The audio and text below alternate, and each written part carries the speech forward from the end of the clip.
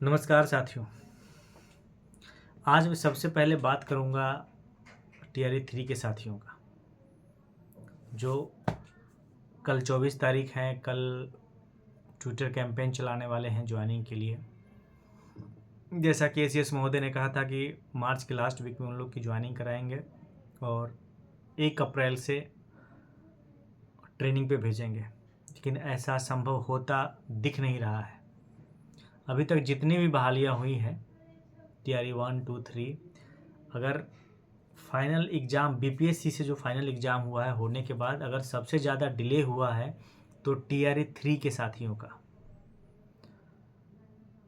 ठीक है, वो कल ट्विटर कैंपेन करने जा रहे हैं, लेकिन जो मेरा अनुमान है, जो चीज़ें अभी चल रही है, जो मेरी जानकारी भी है कि आप लोग की ज्वाइनिंग अप्रैल में ही होगी। फिलहाल कोशिश करना आपका फ़र्ज़ है, कोशिश करिए जितनी से जितनी जल्दी हो सके आपकी ज्वाइनिंग हो। लेकिन अभी स्थानांतरण को लेकर के जो चीज़ें क्लियर नहीं हुई है, इसीलिए आपका ज्वाइनिंग डिले हो रहा है। फिलहाल आपको ऑल द बेस्ट। स्थानांतरण को लेकर के जो मामला है साथी, जैसा कि मैंने आपको कहा भी था कि लास्ट तक 24 की रात तक वो चीज़ें जो स्थानांतरण सॉफ्टवेयर के द्वारा किया गया है वो लिस्ट जारी हो सकता है। उसमें आज एक मामला जो सामने आया है कि स्कूल अलॉटमेंट में दिक्कतें आ रही है। स्कूल अलॉटमेंट आधा से ज़्यादा लोगों का हो चुका है, काम चल रहा है, लेकिन अभी कुछ कुछ लोगों का, जैसे कुछ एक जिनको प्रायोरिटी में रखा गया था, जिन साथ जो पहले फेज के थे, जैसे विडो कैंसर पीड़ित जो 28 छूट गए थे, हैंडीकेप्ट वाले, इनको प्रायोरिटी दी गई है। इसके बाद जो छूट रहे हैं लोगों का, उनको स्कूल एडजस्टमेंट करने में दिक्कत हो रही है। और इसी को लेकर के कल जो सोमवार जो मैंने कहा था, इसमें 1-2 दिन डिले हो सकता है लिस्ट जारी होने में। अगर कल दिन भर काम चला तो हो सकता है कि कल शाम तक वो जारी कर दें, सब कुछ ठीक ठाक रहा तो। नहीं तो ये 25 तारीख को भी जा सकता है या 26 को भी जा सकता है।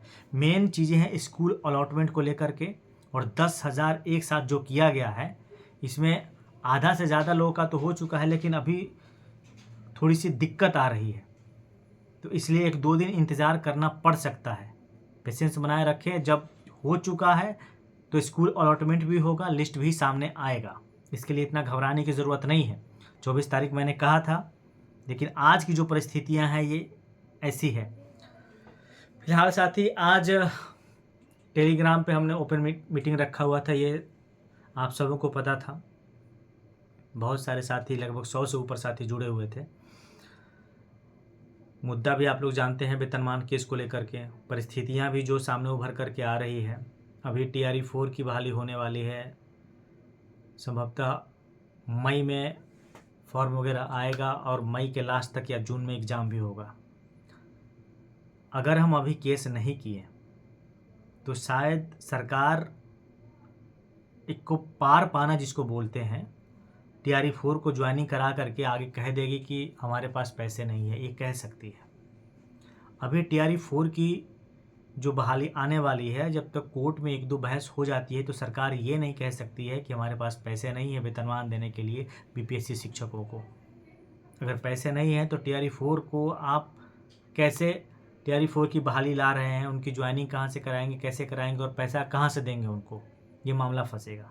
दूसरा चीज़, इससे बेहतर टाइम आपको नहीं मिलेगा, क्योंकि अभी इस साल चुनाव का साल है, और चुनाव के साल में सरकार जितना ज़्यादा से ज़्यादा कॉमन पीपुल, आम जनता को खुश करना चाहती है, ताकि इसका इफेक्ट वोट पे पड़े। अगर हम पटना हाई कोर्ट से केस जीत जाते हैं तो संभवतः ये भी हो सकता है कि सरकार सुप्रीम कोर्ट बीपीएससी शिक्षकों के खिलाफ नहीं जाए। ये हो सकता है, मैं इसलिए कह रहा हूँ क्योंकि ये चुनावी वर्ष है। इसीलिए जितना जल्दी हो सके हमें केस को लेकर के आगे बढ़ना चाहिए। फिलहाल अभी एक और जो संगठन है केस करने को लेकर के आतुर हो रहे हैं, उन्होंने भी बहुत सारी चीज़ें आगे बढ़ाई हैं। वो संगठन विरोध कर रहे थे पहले कि नहीं, प्रोबेशन पीरियड बीपीएससी शिक्षकों का चल रहा है, इसमें केस कैसे हो सकता है। लेकिन अचानक वो केस क्यों करने आ गए फिर से? एक भी गलती होगी तो केस लूज हो सकता है। और ये मैं इसलिए कह रहा हूँ कि जितने भी और जो भी लोग केस करेंगे या जो भी संगठन केस करेगा हाई कोर्ट में वेतनमान को लेकर के, वो सारे केस को एक ही जज के पास मर्ज कर दिया जाता है। किसी में भी एक भी लूप होल हुआ तो उसी का फायदा उठा करके सरकार जवाब देगी और केस को नुकसान पहुंच सकता है। इसलिए जो भी साथी या संगठन अलग से केस करने के लिए जो अभी तैयार हुए हैं या हो रहे हैं, मैं उनसे आग्रह कर रहा हूं कि अलग अलग केस मत करें, साथ आइए, एक ही केस हो और मजबूती के साथ केस हो। लेकिन और इन चीज़ों को लेकर के आप ईगो भी मत पालें, क्योंकि इसका इफेक्ट पूरे बीपीएससी शिक्षकों पे पड़ेगा। और मैंने तो आपसे पहले भी कहा था कि केस करूंगा तो सिर्फ और सिर्फ बीपीएससी शिक्षकों को लेकर के। आज तक जो भी काम हुआ है, जितनी भी लड़ाइयाँ हुई हैं हमारी सरकार से, या जो भी पत्र लिखा हूँ, सिर्फ और सिर्फ बीपीएससी शिक्षकों को लेकर के लिखा हूँ। और शुरू से आज तक लड़ता आया हूँ बीपीएससी शिक्षकों को लेकर के। और इसमें एक भी कहीं भी हवाई चीज़ें नहीं हैं। एक एक चीज़ प्रूफ है कि कैसे हमने जुलाई में काम किया था। लोग प्रूफ मांग रहे थे, आज कमेंट में भी देखा हूँ। हमारे पास प्रूफ है। हमने जो लेटर लिखा था एसीएस महोदय को मिल करके दिया था, उस लेटर का नंबर भी है, हमने ग्रुप में जारी भी किया हुआ है। बाद में जब जैसे जब एसीएस सिद्धार्थ जी जुलाई में आए थे, उस समय जब आप उनसे मिलने गए होंगे या जो लोग मिले होंगे उनको याद होगा, लेटर वो हैंड टू हैंड लेते थे। और 3-4 दिन के बाद आप जब दोबारा उसके बारे में पता करने जाते होंगे तो उस पर एक नंबर चढ़ता था। और ये मैं लेटर ऐसे नहीं देने गया था, मुख्यमंत्री के आदेशानुसार देने गया था। उन्होंने कहा था कि एक लेटर दिलवा दीजिए, फिर उस पर धीरे धीरे कार्रवाई होगी। और उन्होंने आश्वासन दिया था, जो मैं आपसे बातें भी कर चुका हूँ। और एसीएस महोदय से बात करके मुख्यमंत्री जी ने कहा था दिसंबर में स्थानांतरण संभवतः होगा बीपीएससी शिक्षकों का। ये उन्होंने माननीय उप मुख्यमंत्री जी को बताया था, जिनसे मैं मिला था। साथियों, स्थानांतरण के हम बहुत करीब हैं। स्थानांतरण तो खुल गया था और एक लगभग जो अभी पहले सॉफ्टवेयर से पहले फेज में 10,000 लोगों का होने जा रहा है, संभवतः 15 से 20,000 लोगों का और स्थानांतरण होगा दूसरे फेज में। या अगर संभव नहीं हुआ तो इसको तीसरी बार सॉफ्टवेयर रन होगा तो और 10,000 लोगों का हो सकता है। लेकिन स्थानांतरण हो रहा है बीपीएससी शिक्षकों का, ये बड़ी बात है। और वो भी प्रोबेशन पीरियड में। वेतनमान केस के लेकर के जो परिस्थितियां हैं, अभी अगर हम चूक गए तो शायद बहुत दिक्कत होगी। एक लंबी लड़ाई में चले जाएंगे, और लंबी लड़ाई में जाएंगे तब तक 8 पे कमीशन आ जाएगा और हमें नुकसान होगा। और जितना साल दर साल गुजरता जाएगा उतना हमें 2.5 से 3 लाख पर ईयर नुकसान होगा। इसीलिए लगभग 1-1.5 महीने से मैं लगा हुआ था, चीज़ों को अरेंज कर रहा था, इकट्ठा कर रहा था कि केस हो अच्छे से। इसलिए जो साथी आए हैं नए केस करने के लिए अपने संगठन से, केस को बिगाड़े मत। सिंपैथी है, जो चीज़ें चल रही हैं, सरकार से लड़ना आसान नहीं होता है और इसलिए लड़ने आया हूँ। शुरू से ही सिर्फ 2 मुद्दों को लेकर के आया था। एक स्थानांतरण जो खुला है और स्थानांतरण हो रहा है, इसमें मैं सफल हूँ, कोई उंगली नहीं उठा सकता है। और दूसरा वेतनमान केस को लेकर के, वेतनमान के लिए।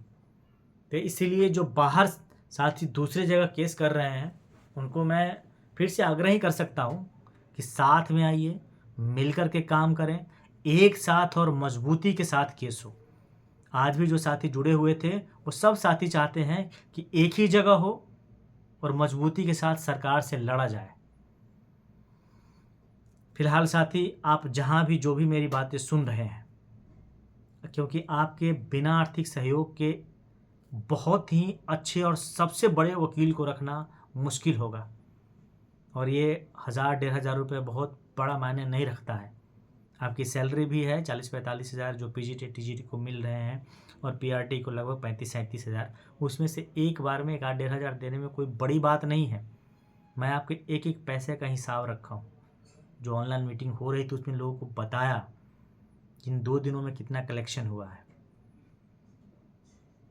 पूरे पारदर्शी तरीके से। इसीलिए आप सहयोग करें। और हमने अगली मीटिंग रखी है ओपन मीटिंग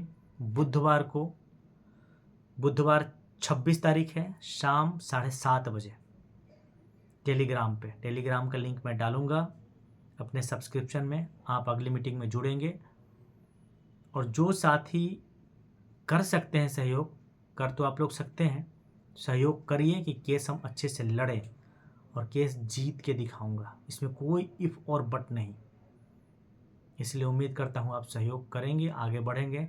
मैं सभी बीपीएससी शिक्षक साथियों से आग्रह कर रहा हूँ, और आप जहाँ हैं, जिस प्रखंड में हैं, उस प्रखंड में लोग से बातें करें, चर्चा करें, और उनको एक पॉजिटिव चीज़ों को लेकर के आए। साथ में पॉजिटिविटी रहती है तो हम मजबूत होंगे, और सभी साथी मिल करके एक साथ काम करें। फिलहाल धन्यवाद साथी। मैं अशोक क्रांति।